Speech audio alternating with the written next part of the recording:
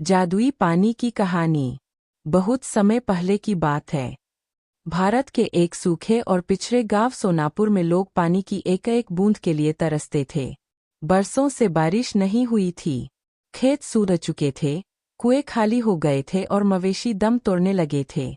गांव के लोग भगवान से रोज प्रार्थना करते, लेकिन हालात वैसे के वैसे ही रहते।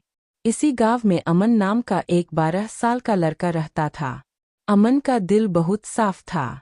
उसके पिता किसान थे, पर पानी की कमी के कारण खेती बंद हो चुकी थी। अमन रोज अपनी माँ के साथ दूर जंगल से पानी लाने जाता। रास्ता लंबा था, मगर अमन कभी शिकायत नहीं करता। एक दिन तेज धूप में चलते चलते अमन रास्ता भटक गया। वह जंगल के ऐसे हिस्से में पहुंच गया जहां वह पहले कभी नहीं गया था। वहां उसे एक पुराना, टूटा हुआ पत्थर का मंदिर दिखा। मंदिर के अंदर अजीब सी ठंडक थी। मंदिर के बीचों बीच एक छोटा सा कुंड था, जिसमें हल्का नीला पानी चमक रहा था। अमन को बहुत प्यास लगी थी। उसने डरते डरते उस पानी की एक बूंद पी ली। जैसे ही पानी उसके गले से उतरा, उसके शरीर में अजीब सी ऊर्जा दौड़ गई। उसे बहुत ताजगी महसूस हुई, जैसे कई दिनों की थकान एक पल में मिट गई हो। तभी एक भारी आवाज गूंजी, बेटा, यह जादुई पानी है। इसका उपयोग सिर्फ दूसरों की भलाई के लिए करना। अमन डर गया। उसने चारों ओर देखा, मगर कोई नहीं दिखा। आवाज फिर आई, अगर तू लालच करेगा, तो यह पानी गायब हो जाएगा। अमन ने सिर झुकाकर कहा, मैं इसका इस्तेमाल सिर्फ अपने गांव के लिए करूंगा। मंदिर के पास उसे एक छोटा सा मिट्टी का घड़ा मिला। जैसे ही उसने उस कुंड से पानी भरा, घड़ा अपने आप भर गया। अमन घड़ा लेकर तेजी से गांव की ओर दौड़ा। गांव पहुंचकर उसने सबसे पहले बीमार गाय को जादुई पानी पिलाया। कुछ ही देर में गाय खड़ी हो गई। गांव वाले हैरान रह गए। फिर अमन ने सूखे पौधों पर पानी डाला। कुछ ही पलों में हरी हरी पत्तियां निकल आईं। धीरे धीरे पूरे गांव में खुशी लौट आई।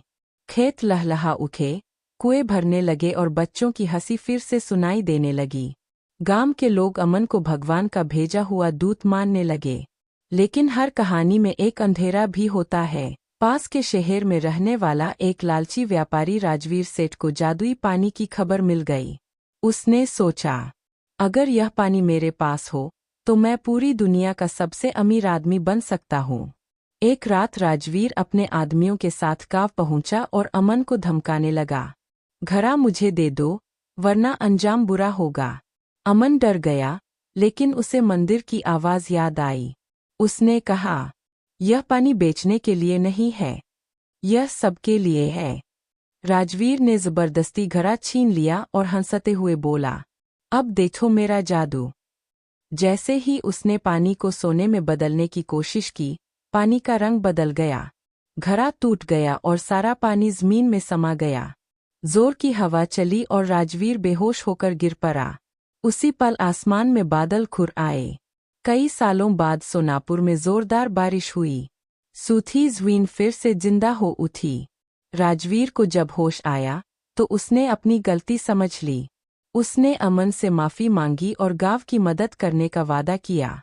अमन फिर उस मंदिर में गया। कुंड अब सूखा था, लेकिन वही आवाज फिर सुनाई दी, बेटा, असली जादू पानी में नहीं, तेरे अच्छे दिल में था। अमन मुस्कुरा दिया। अब गांव को जादुई पानी की जरूरत नहीं थी, क्योंकि लोगों ने मिलकर मेहनत करना सीख लिया था। लालच से जादू खत्म हो जाता है। सच्ची शक्ति अच्छे इरादों में होती है। प्रकृति की रक्षा ही असली जादू है।